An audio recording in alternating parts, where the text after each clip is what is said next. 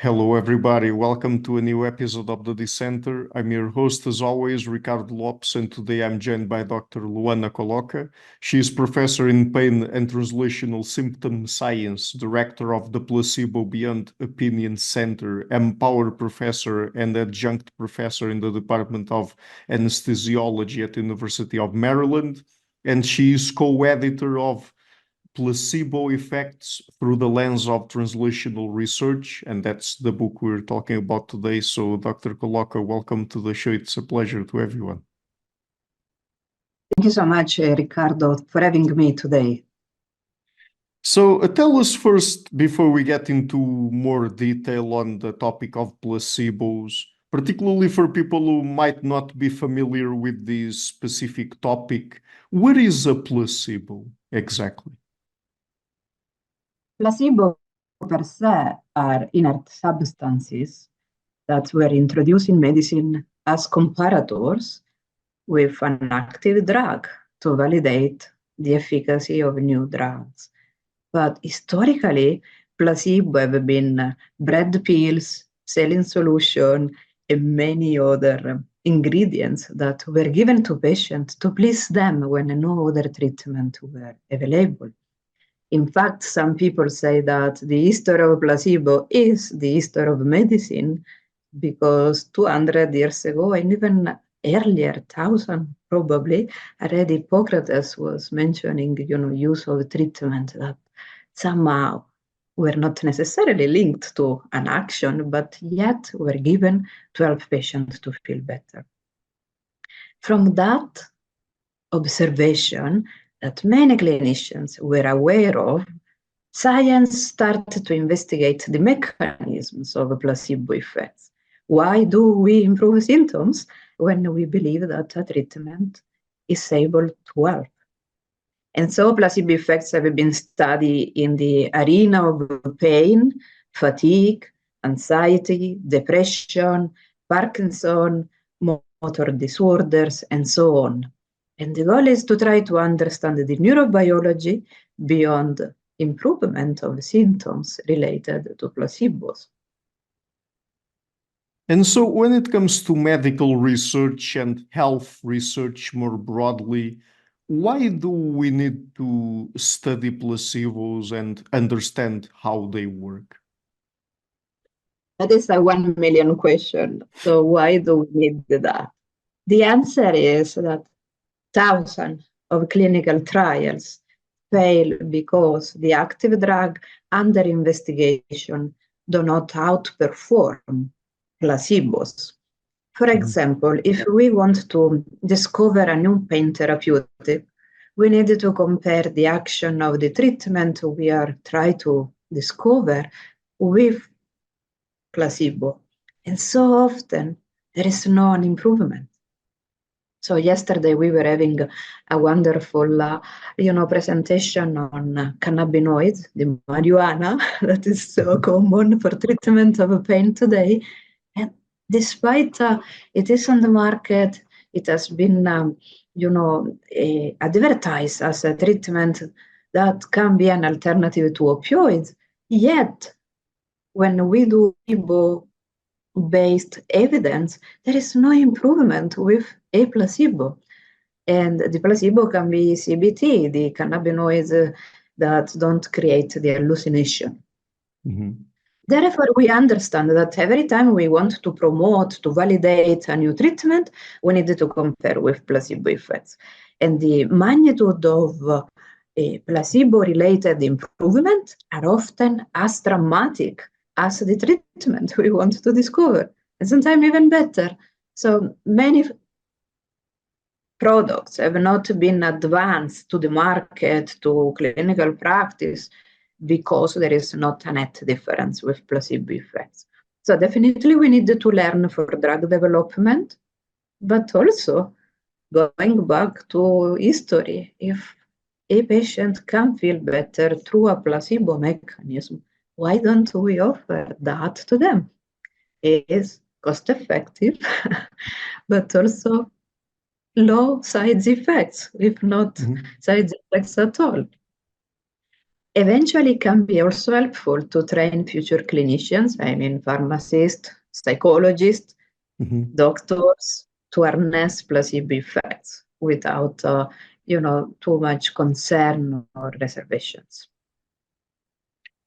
So placebos are used in clinical trials, drug development, and so on. But can we use placebo science, that is studying how placebos work, and so on, to improve the design of the clinical trials themselves? That is my goal. That is my dream, I could say, because over the last decades at University of Maryland, the target has been to translate the mechanism and the science of placebo to better design of clinical trials. One approach has been to understand more about the dynamic of expectations. Can we measure effectively expectation, dynamically study the change in expectation to predict outcome related to active treatment in clinical trials? Other approach that we have been using are omics, brain imaging, to have a biological signature of placebo effects and eventually be able to predict those participants who may benefit more or less from placebo effects. And finally, there are people that even get worse with treatments and placebo, and we call them the nocebo responders. Although they tend to be the small proportion of participants, it's still interesting to learn how we can help those people who are more vulnerable. And in that sense, we target disparities. We study people who live in the stress area of Maryland state or with socioeconomic poverty, to try to understand which are, again, the critical factors that influence the predisposition to respond or not to respond to placebo mechanism. Eventually, if we learn the neurobiology, but also the sociodemographic realm of participants and how this can affect the ability to harness placebo effects, this could help us to design better trials. And what would you say are the main goals that you and your co-authors had with this book? When we wrote this book, our goal was to make this topic accessible to everyone. We were lucky to be able to secure funds to make this Oxford University Press accessible to everyone. So across countries, we realize that there is an interest, and often people from underdeveloped countries can't have access to the paper we write, can't have access to the book, because even if a book is low cost, for some that low cost means a lot. So our goal was to translate and disseminate.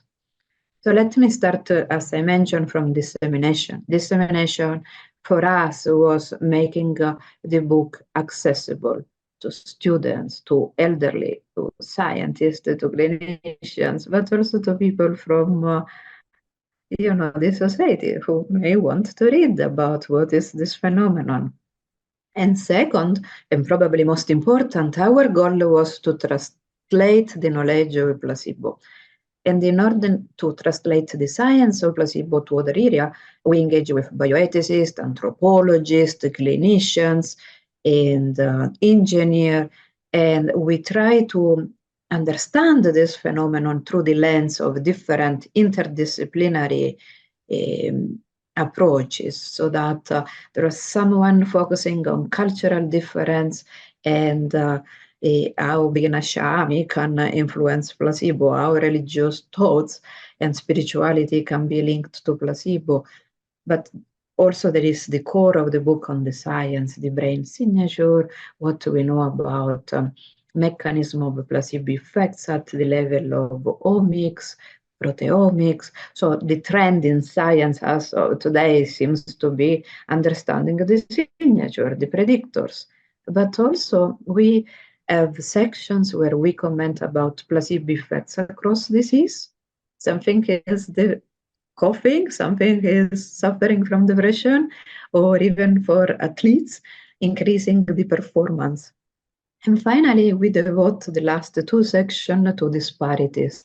Now we know that even before we meet our physician, often we can read in the chart all the disease, all, everything about our last consultation with a doctor. That can be sometimes dramatic because we learn about a disease, patients start Googling, do we create placebo and nocebo effects? Or how can we train our family doctor to use the right communication strategies to convey information that can maximize in clinical practice placebo effects and minimize the negative, the nocebo effects. And finally, digital therapeutics. I mean, we are in the area of app, virtual reality, extended reality, and telemedicine. The goal was to understand how this could impact the future of this research and eventually how this can be employed to somehow optimize, again, management of symptom and placebo effects. So earlier we've talked about how placebos are used in clinical trials and drug development, but you've also mentioned briefly that sometimes they might be used in clinical interventions themselves. Instead of using a drug, we use a placebo because it happens to have the desired effect, the effect that we want. But since it is a placebo and not the drug itself, in what grounds can those sorts of clinical interventions be justified? That is such a critical question, and policymakers and bioethicists become very vocal when we talk about introducing placebo in clinical practice. So the American Medical Association, AMA, indeed states that there is no justification to use a placebo when we have active treatment available. So that means if we are studying pain and we know that an Advil pill, an NSAIDs can be efficacious, according to the AMA directions, we cannot replace that drug with a placebo. Moreover, for bioethicists, there is another critical issue, the use of deception that has been associated often with placebo become very problematic. So deceptive placebo has ever been banned, at least from countries where the principle of autonomy is so important. And using deception along with placebo has been deemed as something that can jeopardize trust in medicine. So there are several issues and concerns limiting the use of placebo in clinical practice. That is why we can champion for use of placebo mechanisms where still we take advantage of the mechanism that is word, verbal suggestion, the kind of framing effects, or even placebo along with active treatment as adjunct can justify, the use of and the introduction of placebo without jeopardizing the AMA recommendation, without jeopardize the concern about deception. So fortunately, we are advancing this line of research where deception is not needed. For example, the open label placebo or the dose extending placebo, where we can tell patients by learning a mechanism, the association between active drug and placebo can help us minimize the total intake. Or the open label placebo, we tell patients these are placebos, but we know that taking a pill and the act of taking a pill can trigger the descending pain modulator system, the descending fatigue system, and so there is an improvement of symptoms. Those patients who agree can take without being deceived. So definitely we need to work together with policymakers, bioethicists, advance the evidence-based knowledge of efficacy by preserving respect of autonomy and other principles that become so vital to be able to translate this science to the bedsides. So let's talk here a little bit about some of the psychological mechanisms that underlie the placebo effect. So placebos are very much tied to the kinds of expectations that people have, that patients have. What are the expectations and how do you define them, particularly in a clinical context? Prediction of future outcome, but also desire, beliefs. An Mm. example can help. Let's assume a patient has phantom pain, continue to have this terrible pain in the area where the heart is not present anymore. So of course there are different desires. First, some are not in line with the reality, like having the hand, the feet back where they were supposed to be, but also the main problem will be to release this amazing pain that becomes so debilitating and interfering with life. A possibility will be to try to align expectations with the outcome we can achieve together with the patient as providers. So explain that while we don't be able to bring back the arm, the hand, the foot, we can definitely work with, robotics to create, an actual arm or a hand that will help restore functionality. But also when it comes to pain and other, symptoms, it's important to explain there are therapy from mirror therapies through virtual reality rehab that can retrain the brain to minimize the firing, the nociceptive input that becomes so debilitating. So in other words, we can reshape expectation in a way that minimizes conflict. And when we have this sort of balance between what is achievable and what is not achievable, this level of integration of cognitive, affective, and sensorial stimulation can help optimize the management. Placebo needed to be integrated into the physiology and the pathology of the disease. Despite they tend to be promoted as magic pills, in reality, it's all in our brain. How can we retrain our brain, our mindset, to somehow favor these healing processes? That is true for cancer patients, it's true for neuropathic pain, for diabetic neuropathy, and so on. And often relying only on pharmacological treatment make patients even more vulnerable. They become exposed to all the side effects. We bypass all the cognitive influence that our brain can contribute powerfully to make people feel better. So I hope that this research will bring us back to this holistic medicine where we understand that our frontal area of the brain are part of the healing process.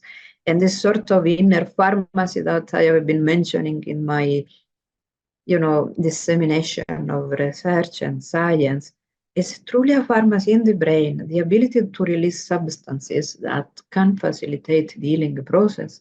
It's something that we can switch on and truly harness to make people empowered, that they have a role. It's not only the physician prescribe antidepressant, anxiolytics, opioids, and sets. No, this should change. We want something different. We would like to have a combination, an alliance back in place where we say, your attitude, your behaviors, your thoughts influence the medication that you take, because the action of the medication that we use pharmacologically are not independent of the endogenous mechanism that underlie expectation and placebo effects. And of course, some of these expectations, as you talk about in your book, are rooted in cultural beliefs, norms, etc. So, how important is culture in a clinical context? has been somehow dismissed as less relevant, but the literacy, the value, the preference are so different based on where we grew up, based on where we are. And this is evident in studies show that, for example, acupuncture, needling is more efficacious in Asian people, or injection tended to be more efficacious in European people, and pills in US, Canada. But also when we talk about end of life, for some people is depending on the culture, the difference in managing the end of life is so clear. And that is also true for symptom management, pain, anxiety, fatigue. I mean, for some people, I again refer here, having a pill that boosts the energy is so critical. For some other people, if you go on a trip to Japan, having Tai Chi at 6 a.m. with all their community becomes so relevant. What we are missing is exactly this appreciation of cultural differences. And what is relevant for me may not be relevant for another person. And once we tend to learn from one another and resume the relevance of culture, the relevance of community engagement, and minimize the isolation, this can bring back again another component that is so critical in symptom management, but also the formation of placebo effects. And what explains a variation of the placebo effect between people and in the same person over time and in different contexts? I mean, basically, what is the placebo effect moderated by? I love this question, Ricardo. So we call this predictor factors that help us to understand the heterogeneity. There is a huge heterogeneity. There are people who are super responders. Their pain disappear magically. Their fatigue disappear. And these are very interesting. This extreme, responsiveness, it's not observed in everyone. It's a minority of the population. But then there is the core of these people that on average, they improve, and they improve substantially. So the goal is to try to understand which are the factors that somehow drive people to be super responders or on this average pool, or even worse, in this negative spot where you give them a treatment to improve and they get worse. So to me, and our team now become very relevant to understand the variability. Why is this coming? And we're tackling this through different approach. Actually, today was accepted our first transcriptomic profiling study, where we use gene expression to understand those who are placebo responders and non-responders. And the goal was to learn the spectrum. Very little responses, huge placebo responders, or on the average. And we found actually that there are some pathways that become critical in the brain, in the body, in generating this, different magnitude of placebo effects. And so the goal, we realize that there are at the molecular level ribosome involved, mitochondria, mechanisms that tell us how healthy is our body. And somehow this translates in larger placebo effects. But also I'm lucky to have a lab that is diverse and they bring a new idea. So one of our postdoc was interested in understanding how the area where people live in the Maryland state can influence placebo effects. So Nandini found that the socio-demographic position, the zip code where people are located, can influence their pain, but also the placebo reduction of their pain. So people who tend to live in a distressed area, West Baltimore, where they are constantly exposed to criminality, shooting, tend to have lower placebo effects, higher pain interference. And the two things are connected. So again, we champion health lifestyle, safety, well-being, and somehow the placebo responders are those who live in a prosperous area, who are somehow benefit from well-being and socio-demographic status. Another way we are approaching this is to try to understand how expectation can dynamically change. Mhm. And you mentioned placebo effects over time, So what we are doing is giving actually open label placebo, that means non-deceptive placebo, for 45 days as adjunct to their pain treatment, either pharmacological or non-pharmacological pain treatment that orofacial pain patients are taking.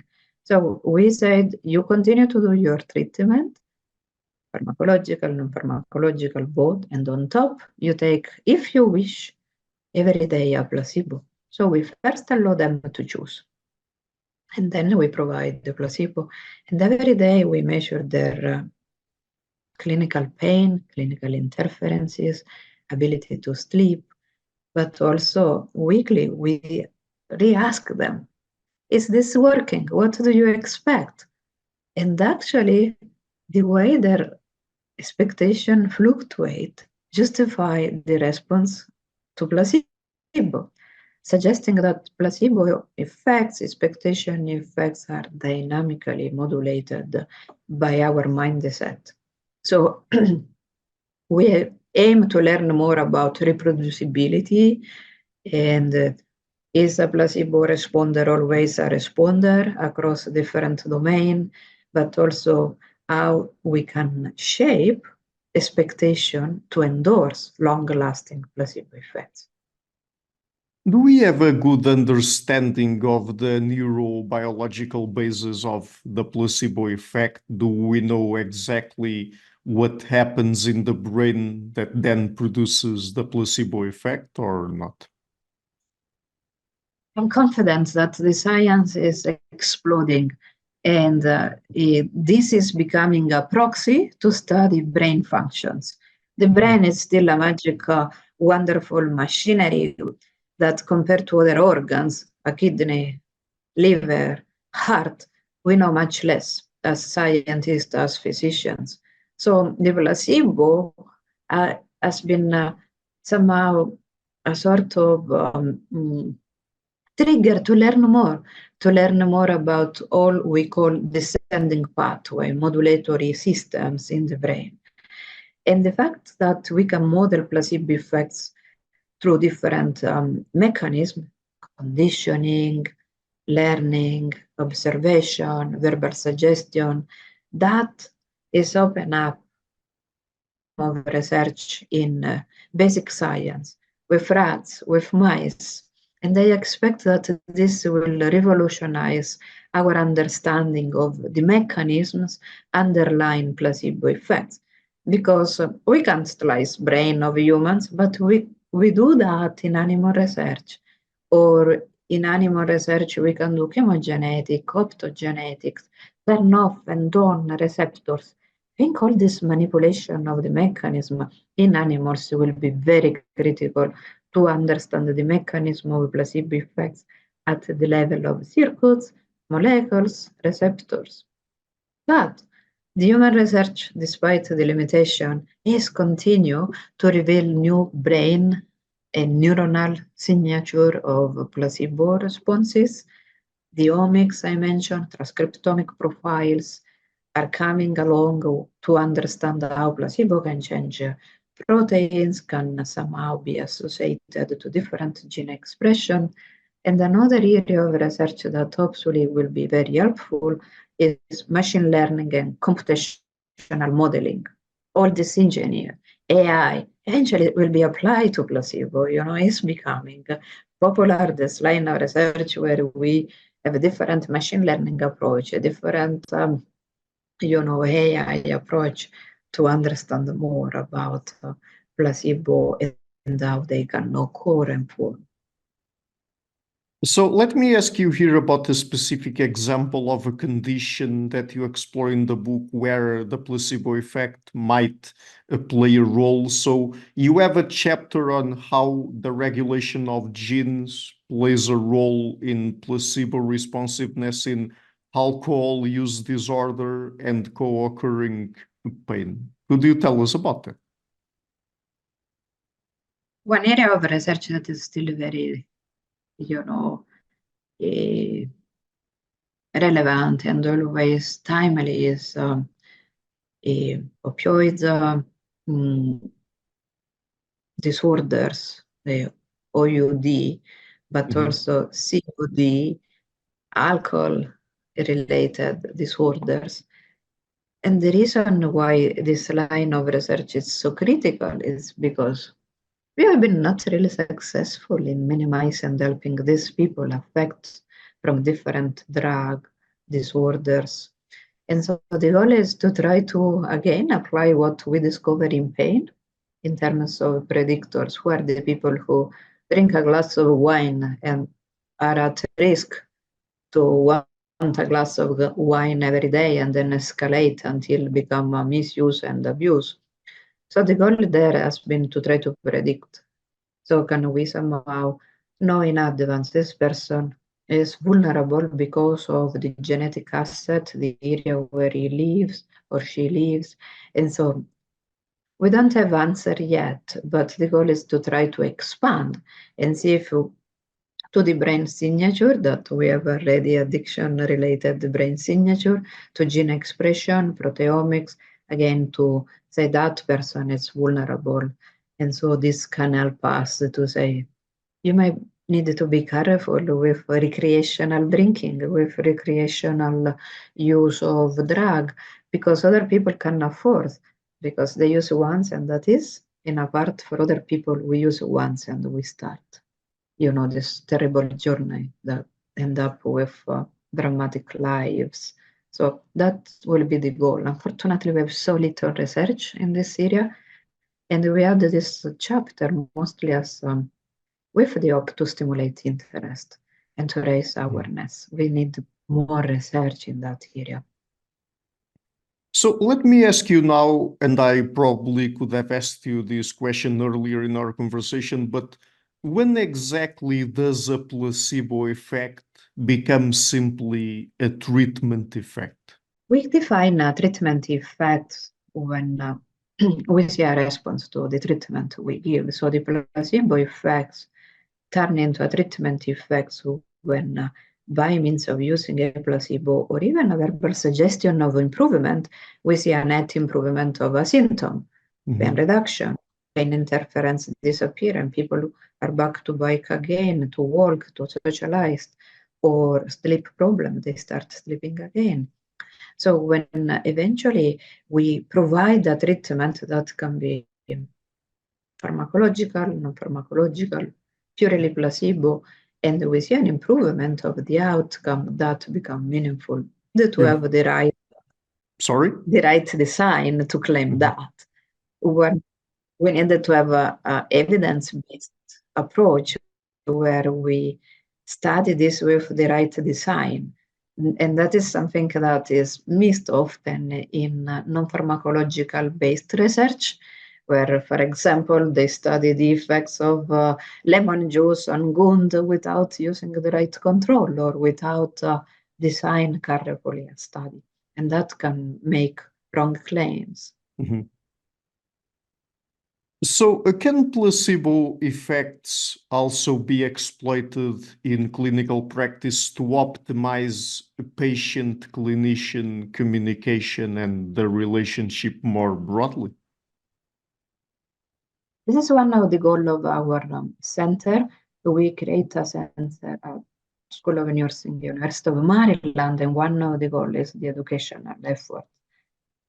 Learning about the neurobiology of placebo, teaching that the words we use is not merely a matter of good practice and endorsing ethics. That can somehow change the way we inform a patient, we consent patient, we send patient home with a prescription. This knowledge and awareness about the neurobiology of placebo effects can make people truly endorsing the right patient-doctor communication. That is the immediate approach and the relevance of this research. But I hope that also we will be able one day, in an ethical way, in line with AMA, to add this treatment to conventional treatment to minimize side effects, and also to open up more opportunity for integrative medicine, where the pharmacological approach can be combined with non-pharmacological approach. And when we see, again, go backward, those who benefit, if a patient can deal with primarily non-pharmacological approach, there is no reason to create side effects and harm to the body, and provide treatments that are pharmacological based, when in reality they may benefit from non-pharmacological approach. So I would like to ask you now about a particular chapter that you have in the book about placebo effects in mental health. Before we get into the placebo effects themselves and the main argument made there, what do we know about the efficacy of mental health therapeutics and antidepressants specifically across the globe? Well, this is a critical question, and I want to be cautious with the answer, because some people have thought that we don't need antidepressant because they work as well as placebo. And so that was also a family relative at some point that told me, Luana, every time you thought that I was taking SSRI, in reality I throw in the toilet thinking that it's only a placebo. And I was shocked. And I learned this after the facts, even when we had the meeting with the psychiatrist complimenting, you truly improved. The treatment I prescribed was efficacious, and later on the patient revealed to the psychiatrist that in reality didn't take the medication. So this kind of attitude, mistrust in some antidepressant or other treatment, anxiolytics, sometimes is related also to news, like there has been research show that antidepressants are primarily working through placebo effects. So we need to be cautious, because some patients can really benefit from pharmacological therapy. So to generalize and say that any antidepressant is a placebo is really wrong. There are circumstances where mood disorders can benefit from pharmacological treatment. On the other hand, the same way antidepressant and pain therapeutic benefit from the mindset can be helpful, to truly educate patients about the mechanism of expectation, the mechanism of placebo, and see how mood and expectation can play a role in the action of the antidepressant, or even more antipsychotics. So again, it's an interesting line of research that is evolving, where I see two trends. One is to understand how computational modeling of expectation can predict the response to active antidepressant, but also how shaping expectation, a sort of CBT, cognitive behavioral therapy of expectation, can help optimize treatment and healing. I mean, there's an argument made by Dr. Jens Gab in one of the chapters in your book about, basically he argues that psychotherapy is an open label placebo, and open label placebos are psychotherapy. So, what is the argument there exactly? And related to that, can we really tell whether psychotherapy works, or if it all boils down to placebo effects? Good question. I mentioned the CBT of expectation. So psychotherapy somehow can be direct to expectation. And that can be wonderful. And in that sense, the difference between psychotherapy and a sort of a placebo is not different. I agree with our author, because indeed, if we shape expectation in an optimal way, that can be therapeutic. And so CBT per se, or psychotherapy, does that and has been doing that. So in a challenging way, suggest that all our psychotherapists are very good in endorsing placebo effects. And I agree totally. And there is nothing wrong about that. And the field is even evolving. You may hear about psychedelics, somehow if we even combine the psychotherapy with psychedelic, we can change expectation in a more powerful way. So will this be the future, where we go to the therapist, we get psychedelics, and our expectation change, and we boost this powerful placebo effect?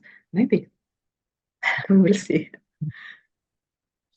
So I have one last question then, and also basically to sum things up here. So why do placebos matter for research quality, generally speaking? So one of the first needs was to create a sort of less chaotic evidence-based research. And this goes back to clinical trials. I mean, often we deem that a treatment is efficacious when in reality it's not, if it's compared to equal functional drug or a placebo. So the need was to create evidence-based of efficacy. From there, I mean, we move beyond and beyond with studying the brain functions through the lens of placebo, where we modulate a mindset, we change expectation, we introduce observation again to shape expectation, or this fruitful research as changing the way we frame science and neuroscience around placebo. And finally, the need of a clinician that has to do something with a difficult patient, or even with a compliant and easy to treat situation, where going back to Beecher observation during World War II, that morphine ran out, EU saline, soldiers were shown a benefit. From a very clinical basic observation, this line of research had an explosion, because we start to think maybe they respond because they activate the mu-opioids receptors. And in fact, we start to study with naloxone blocking placebo analgesia. So this suggests, that we can go back and forth, what we call a reverse translational science, an observation on the battlefields become an idea for some researcher to do trials with morphine and antagonist of morphine like naloxone. So it is very beautiful, and I think the power of this line of research is this ability to translate. You don't have to wait many years to be able to go from the lab to the bedside. It can happen immediately. And this is something that has been very rewarding for me as a physician scientist, because you can see a tangible implication straight away. Great. So the book is again Placebo Effects Through the Lens of Translational Research. I am leaving a link to it in the description of the interview. And Dr. Colloca, would you like to tell people, apart from the book, where they can find you and your work on the internet?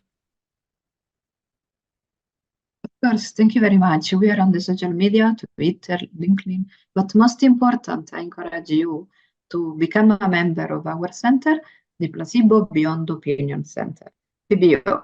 And the reason why we name our center PBO is because we wanted to do placebo evidence-based research beyond any opinions, any mistrust, any misconceptions. You can become a member, attend our lecture for free, and eventually contribute to our science through collaborations, thoughts, ideas.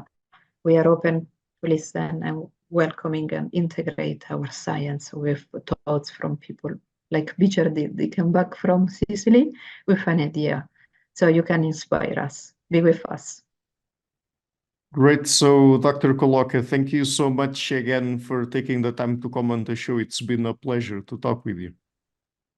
Thank you so much, Ricardo, for reaching out and for devote space to us. Hi guys, thank you for watching this interview until the end. If you liked it, please share it, leave a like and hit the subscription button. This show is brought to you by Enlights, learning and development done differently. Check their website at enlights.com, and also please consider supporting the show on Patreon or PayPal. I would also like to give a huge thank you to my main patrons and PayPal supporters: Per Ergo Larsen, Jerry Mullerens, Frederick Sunda, Bernardo Seixas, Olaf Alex, Adam Kessel, Matthew Whittingburg, Arno Wolf, Tim Hollis, Eric Alenia, John Connors, Philip Forrest Connolly, Dan Demetrio, Robert Windiger, Rui Inácio, Zup, Marco Neves, Colin Holbrook, Phil Kavanagh, Michael Stormir, Samuel André, Francis Forte, Tiago Nunes, Fergal Cossen, Hal Herzog, Nuno Machado, Jonathan Labyrinth, João Linhares, Stantantia, Samuel Correia, Eric Hines, Mark Smith, João Eira, Tom Hummel, Sardas France, David Sloan Wilson, Yacila Dez Araújo, Romain Roach, Diego Londonho Correia, Yannick Punter, Dana Rusmani, Charlotte Bliss, Nicole Barbaro, Adam Hunt, Pavla Stasevski, Nelek Bach, Guy Madison, Gary G. Alman, Sam Afzal, Adrian Yeager, Paul Tolentino, João Barbosa, Julian Price, Edward Hall, Edin Bronner, Douglas Fry, Franca Bortolotti, Gabriel Ponce Cortez, Ursula Litsky, Scott, Zachary Fish, Tim Duffy, Sonny Smith, John Wiseman, Daniel Friedman, William Buckner, Paul George Arnaud, Luke Loaki, Georgios Theophanos, Chris Williamson, Peter Wolozin, David Williams, Diogo Costa, Anton Erickson, Charles Murray, Alex Shaw, Maury Martinez, Coralie Chevalier, Bangalore Atheists, Larry D. Lee Jr., Old Erringbon, Sterry, Michael Bailey, Dan Sperber, Robert Grassi, Igor N., Jeff McMahon, Jake Zool, Barnabas Radix, Mark Campbell, Thomas Dovner, Luke Nissen, Chris Story, Kimberly Johnson, Benjamin Galbert, Jessica Nowicki, Linda Brandon, Nicholas Carlson, Ismail Benzliman, George Coriatis, Valentin Steinman, Per Crowley, Kate Van Goller, Alexander Hubbard, Liam Dunaway, BR, Masood Ali Mohammadi, Perpendicular, Jonas Hertner, Ursula Goodenough, Gregory Hastings, David Pinsoff, Sean Nelson, Mike Lavigne, and Dios Necht. A special thanks to my producers: Isar Webb, Jim Frank, Lucas Stafiniak, Tom Vanagdam, Bernard Ugni, Curtis Dixon, Benedict Mueller, Thomas Trumbull, Catherine and Patrick Tobin, John Carlo Montenegro, Alnick Ortiz, and Nick Golden, and to my executive producers Matthew Lavender, Sergio Quadriano, Bogdan Kanivets, and Rosie. Thank you for all.